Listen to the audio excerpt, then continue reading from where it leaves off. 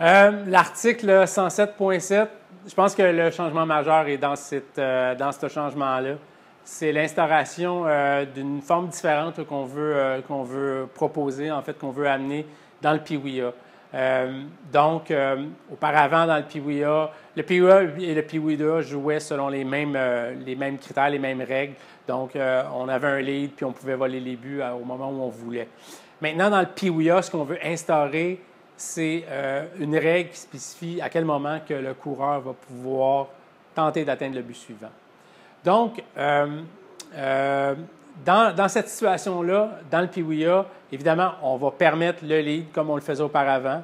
Ce qu'il faut comprendre également, c'est dès le moment où un lanceur va faire un pick-off vers un but, une tentative de prise à contre-pied, bien, le coureur sur lequel cette tentative de prise à contre-pied, bien, il doit obligatoirement revenir toucher à son but. Donc, il n'y a pas question de tenter de quitter vers le prochain but.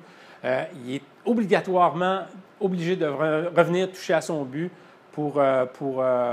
lorsqu'un pick-off est effectué vers ce but-là. On a parlé des pick-offs dans le PWIA. Maintenant, on va parler également du moment où le coureur va tenter d'atteindre le but suivant dans le PWIA. Donc maintenant, ce qui est proposé, c'est que le coureur puisse tenter d'atteindre le but suivant lorsque la balle va quitter la main du lanceur en direction du marbre. Donc, c'est à ce moment-là que le coureur va pouvoir tenter d'atteindre le but suivant. Quand je reviens à mes exemples tantôt de pick-off sur les buts, je vais vous donner le premier exemple, qui est l'exemple le plus simple, là, avec un coureur au premier but. Donc, dans l'exemple qu'on voit, il y a un coureur au premier but et le lanceur tente une prise à contre-pied sur le coureur au premier but. Donc, obligatoirement, ce coureur-là doit revenir toucher à son but, avant toute chose. Si la balle passe outre le joueur de premier but, une fois que le coureur va atteindre le premier but, va toucher à son but, à ce moment-là, il va pouvoir tenter d'atteindre le deuxième but à ses risques. Mais il ne pourra pas aller plus loin que le deuxième but.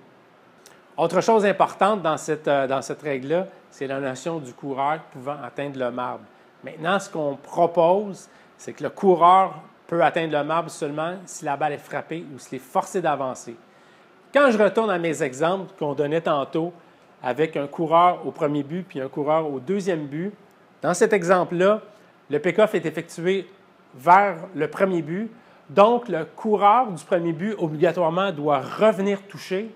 Pendant ce temps-là, le coureur qui est au deuxième but, lui, peut tenter d'atteindre le troisième but sans problème, mais il ne pourra pas aller plus loin parce qu'il ne pourrait pas croiser le marbre. Dans mon deuxième exemple, avec un coureur au premier puis un coureur au troisième but, donc à ce moment-là, si le pick-off est effectué vers le premier but, ce joueur-là doit revenir toucher à son but.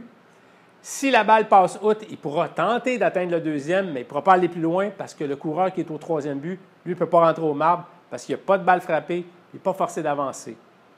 Mon autre exemple, c'est avec les buts remplis. Avec les buts remplis, évidemment, que le pick-off soit effectué au premier but, au deuxième but, au troisième but, bien, les joueurs sur lesquels le pick-off va être effectué devront obligatoirement revenir toucher à leur but, mais ils ne pourront pas avancer puisqu'il n'y a pas de balle frappée, puis personne n'est forcé d'avancer puisqu'il y a un coureur au troisième but. Donc, c'est un peu le principe là, qu'on doit respecter. Donc, avec un pick-off, on doit revenir toucher à son but. On peut tenter d'atteindre le but suivant quand le but est ouvert, puis on peut croiser le marbre seulement sur la balle frappée ou si on est forcé d'avancer. Puis je vous rappelle, pour les lanceurs, c'est-à-dire pas pour les lanceurs, mais pour les coureurs, on va quitter vers le prochain but une fois que la balle va avoir quitté la main du lanceur en direction du marbre. Donc, c'est tout ça qui est la proposition à l'article 107.7 qui concerne le PWIA sur les coureurs sur les buts, sur l'avance sur les buts.